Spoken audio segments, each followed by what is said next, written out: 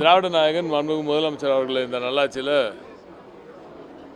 $1.65 billion இருந்த electronics exports 25ஆம் ஆண்டு சென்ற ஆண்டு 14.65% உயர்ந்து பிரமிக்கத்தக்க வகையில் உயர்ந்து இன்று 26 எனக்கு தெரிஞ்சு டேட்டா இன்னும் வெளியில் வரல முழுமையாக. ஆனால் எனக்கு தெரிஞ்சு அது 45 billion overall data, India data.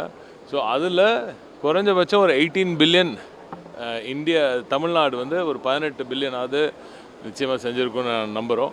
அந்த டேட்டா வந்தோடனே அதற்கான முழுமையான விவரங்களை நான் தெரிவிக்கிறேன். இந்த சூழலில் தமிழ்நாடு இந்தியாவின் நம்பர் 1 எலக்ட்ரானிக்ஸ் ப்ரொடக்ஷன் மாநிலமாகவும் எலக்ட்ரானிக்ஸ் எக்ஸ்போர்ட்ஸில் நம்பர் 1ஆகவும் இருந்து வரும் இந்த சூழ்நிலையில் எல்சினா தனது நிகழ்ச்சியை இங்கே தனது ஈவெண்ட்டை இந்த பெரிய எக்ஸ்போவை இங்கே வந்து தமிழ்நாட்டில் சென்னையில் நம்ம ட்ரேட் சென்டரில் நடத்திக்கிட்டு இருக்காங்க. உங்களுக்கே நன்றாக தெரியும், எல்சினா வந்து இந்த எலக்ட்ரானிக்ஸ் மேனுஃபேக்சரர்ஸோட ஒரு மிகப்பெரிய ஒரு முக்கியத்துவம் வாய்ந்த ஒரு குழுமம். அவர்களின் இந்த பணி சிறக்க எனது வாழ்த்துக்கள்.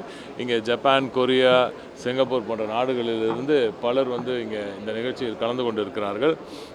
நான் இப்போ பேசும்போது கூட சொன்ன மாண்புமிகு திராவிட நாயகன் நமது மாண்புமிகு முதலமைச்சர் மு.க.ஸ்டாலின் அவர்களின் நோக்கம் தமிழ்நாடு இந்தியாவில் நம்பர் 1 மாநிலமாக மட்டுமில்லாமல் இனி குளோபல் சவுத்தோட லாட்டின் அமெரிக்கா, ஆப்பிரிக்கா, ஏசியா போன்ற இந்த பகுதிகளில் இருக்கும் அனைத்து நாடுகளுக்கும் ஒரு ஹப்பாக ஒரு மையமாக, ஒரு எலக்ட்ரானிக்ஸ் மேனுஃபேக்சரிங் மையமாக திகழ வேண்டும் என்பதுதான் திராவிட நாயகன் நமது முதலமைச்சரோட எதிர்பார்ப்பு.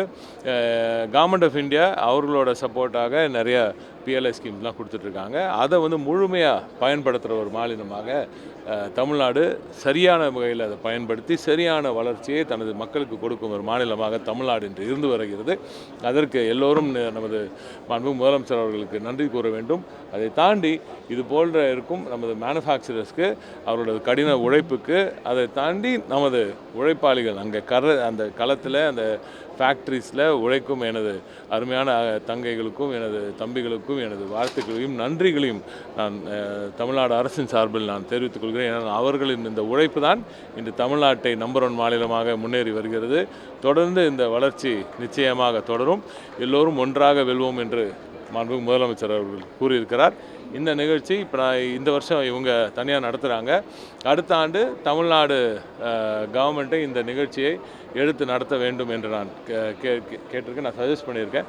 எப்படின்னா இது வந்து குளோபல் சவுத்துக்கான ஒரு ஹப்பாக தமிழ்நாட்டை பொசிஷன் செஞ்சுட்டு அந்த நிகழ்ச்சியில் மாண்புமிகு திராவிட நாயகன் அப்பொழுதும் முதலமைச்சராக நேரடியாக வந்து கலந்து கொள்வார் என்று நான் உறுதியளித்திருக்கிறேன். நிச்சயமாக அதுவும் நிச்சயமாக நடக்கும்.